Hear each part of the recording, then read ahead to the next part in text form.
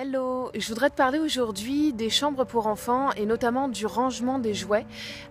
Contrairement à ce qu'on voit dans les magazines, il faut essayer d'éviter au maximum les grands coffres à jouets où on range, où on entasse tous les jouets là-dedans pour deux raisons. La première en fait, c'est que ça n'apprend pas à notre enfant à ranger et à mettre de l'ordre parce que on est là, généralement on entasse tout dans ce coffre, on bourre pour pouvoir le fermer et puis tous les jouets sont un peu en bazar là-dedans.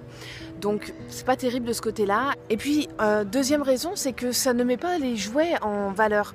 Ce qui est vraiment beaucoup mieux de faire, c'est de mettre les jouets sur des étagères à la disposition, enfin à la vue de l'enfant pour qu'il voit justement ce qu'il a à disposition. Alors ça implique de faire un roulement dans les jouets, qui en est dans le placard rangé, qui soit pas accessible, et puis qui en est sur les étagères pour qu'il n'y en ait pas trop à la fois sur les étagères. Mais du coup, il faut faire un roulement dans les jouets dans ce cas.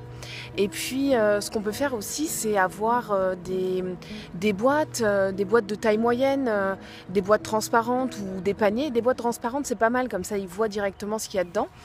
Et puis, alors là-dedans, en fait, généralement, comme elles sont de taille moyenne, ça permet que les jouets soient bien rangés dedans, enfin à peu près bien, que ce soit moins le bazar que dans un coffre en tout cas. Et puis, on peut les ranger par famille ou par série.